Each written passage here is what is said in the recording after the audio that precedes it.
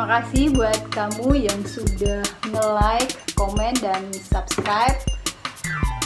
Semoga tetap suka dengan apa-apa yang kami sajikan. Dan tentunya kritik dan saran kita tunggu ya. Silahkan komen di setiap tayangan channel kami. Oke?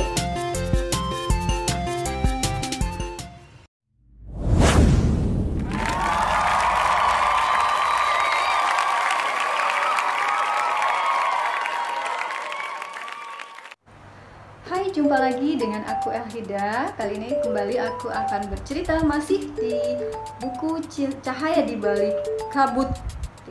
Tapi sebelumnya, buat kamu yang punya video bercerita tentang sebuah buku atau menceritakan isi buku, silahkan kirim ke kita ya. Nanti komen aja di bawah.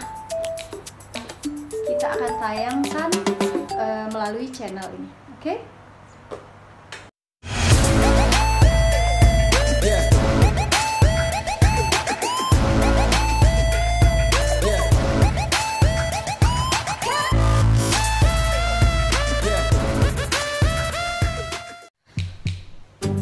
Kisah yang aku pilih kali ini dari buku antologi Pena Akbar Juneldi Nulis Publishing atau JMP, yaitu Takdir Pinang Merah yang ditulis oleh aku sendiri, Elhida. Dengerin ya. Makin tua usia pinangnya, makin berat pengaruhnya pada laki-laki yang ada di rumah tersebut. Ucapan Pak Cik Hamdan yang suka berkelakar itu terngiang-ngiang di telingaku. Aku bukanlah perempuan yang terlalu percaya kepada hal-hal yang mistik seperti itu. Meskipun aku hidup dalam lingkungan orang-orang yang selalu saja mengait-ngaitkan kejadian di sekelilingnya dengan perkara-perkara mitos. Namun, mau tidak mau, hal itu memberi andil dalam keresahan ini. Petang tadi, obrolan yang kudengar di warung Bu Iyat yang menyebutkan bahwa pohon sejenis palem itu berpengaruh pada perilaku laki-laki yang ada di rumah tersebut. Leha, ku tengok pinang merah di sudut rumah kalian tuh makin subur aja. Adakah tabiat yang janggal pada lakimu? Tanya Mak Baidah spontan. Taklah Mak, baik-baik saja pun ku tengok Bang Junet tuh, sahutku lugas. Pikiranku mulai berserabutan saat bulan menggelinding di antara kelamnya malam. Aku duduk di serambi rumah, pandangan tertuju ke sudut halaman, di mana serumpun pisak pinang merah indah menghiasi taman kecil rumah kami. Beberapa malam ini, sambil menunggu Bang Junet pulang, kulalui dengan memandangi dedaunan pohon yang tidak berdosa itu. Apa yang Mak lamunkan? Kuperhatikan tak putus tatapan Mak pada rumpunan pohon di sudut halaman itu. Aku dikejutkan oleh suara Mardiah, putri sulungku. Belum tidur kau, Mar. Mak hanya memikirkan masa depan kalian nanti. Entah sempat entah tidak, Mak dan Ayah temani kalian sampai dewasa. Apalah Mak nih, tak usahlah banyak pikir, tukas anak perempuanku yang mulai beranjak remaja itu. Sudahlah, pergilah kau ke bilik, temani adik-adikmu sana, usirku cepat. Mardiah berlalu dari hadapanku. Tidak kupungkiri, pikiran ini mulai menerka-nerka, serasa ada bayangan mencemaskan benak. Junet selalu sering pulang larut malam. Sudah hampir 15 tahun usia pernikahan kami. Aku paham segala seluk-beluk tabiatnya.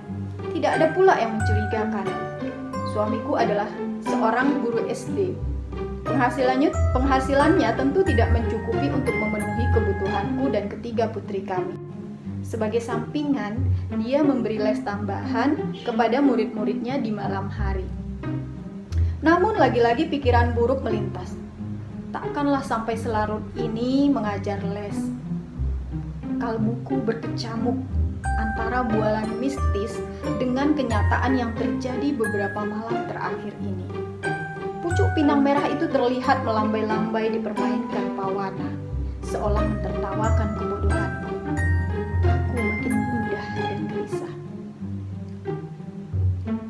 Leha, bagaimana kalau pinang merah di sudut halaman itu kita tebas saja? Makin semak abang tengok, ujar Junet tiba-tiba saat kami akan beranjak tidur. Aku terperanjat mendengar usulan laki-laki berkulit kuning kecoklatan itu. Kenapa pula, Bang? Tanyaku merasa tidak enak hati. Abang tak mau kehadiran tumbuhan itu membuat keresahan di rumah ini, sahutnya seolah menyindirku. Apa maksud abang? Aku masih tidak puas hati dengan jawabannya yang mengambang. Boleh abang berterus terang, Dek? Perihal apa, Bang? Entah kenapa melintas pikiran buruk di benakku. Ucapan Pak Cik Hamdan, celoteh Mak Baidah, dan pinang merah itu berkelebat tidak berarah. Sejak beberapa bulan terakhir, abang merasa ada gejolak yang lain dalam diri ini. Gejolak seperti apa, Bang? Cecarku tidak sabar. Abang mulai tergoda dengan perempuan lain, ungkapnya sembari memelukku erat. Abang takut, tidak kuat bertahan dari godaan itu, Leha sayang. Serasa ada yang menggelegak di kepalaku, tetapi ku coba menenangkan diri. Kejujurannya mengungkapkan itu membuatku berpikiran jernih. Aku membalas pelukannya dengan hangat. Jangan khawatir, Leha, abang masih setia kepadamu. Rayu laki-laki bertubuh gempal itu mendesah di telingaku. Aku pasrah dalam rengkuhnya, terhanyut syahwat di keheningan malam, memutuskan niat untuk mengulas kecemburuanku. Keesokan paginya, selepas menunaikan kewajiban fajar, aku dan Junet segera mengeksekusi pinang merah yang masih terdiam membisu. Walaupun masih belum percaya sepenuhnya tentang mitos tersebut, tetapi kami memutuskan untuk memusnahkannya saja. Keresahan yang kurasakan atas bualan orang-orang juga dialami oleh Junet. Beberapa temannya pun menyampaikan hal yang sama. Lagi pula, rumpun pohon itu sudah cukup ramai dan membuat sempit lahan depan rumah yang tidak begitu luas ini. Pagi minggu yang cerah, aku dan Junet bersama dengan ketiga putri cantik kami bergotong royong membersihkan halaman. Sudah cukup lama pohon ini menemani kehidupan kami. Memang sudah saatnya digantikan dengan tumbuhan muda lainnya. Hari-hari selanjutnya keresahan tidak lagi menemani hari-hariku. Junet masih tetap pulang larut malam karena harus memberi les tambahan di beberapa tempat. Anak-anak sudah semakin besar, tentunya akan membutuhkan biaya yang besar untuk pendidikan mereka. Namun ternyata ketenangan itu tidak bertahan lama. Selang 3 bulan setelah pinang merah tidak lagi melambaikan pucuknya, ada badai lain yang membuatku serasa hancur seketika. Petang hampir menjelang saat ku dengar ucapan salam dari depan rumah. Sepertinya suara seorang perempuan. Aku menjawab salam itu dan bergegas mendekati pintu lalu membukanya. Silakan masuk, aku mempersilahkan perempuan itu dan menyuruhnya duduk. Siapa gerangan adik ini dan apa yang bisa saya bantu? Perempuan itu duduk, wajahnya terlihat sembab seperti habis menangis. Kak, maafkan aku, ucapnya pelan dan langsung bersimpuh di kakiku. Aku semakin tidak mengerti dengan sikapnya. Kurai tubuhnya dan mengajaknya kembali duduk di kursi. Saya tidak mengerti, ada apa ini? Tanyaku benar-benar makin pusing dibuatnya. Jamilah, perempuan itu. Ternyata rekan sesama mengajar di sekolah Junet. Dia guru baru, jadi wajar jika aku tidak mengenalnya. Terputus-putus sambil terisak, dia memohon kepadaku agar aku mengizinkan Junet menikahinya. Hubungan mereka sudah jauh, bahkan teramat jauh. Aku menggeram mendengar ceritanya.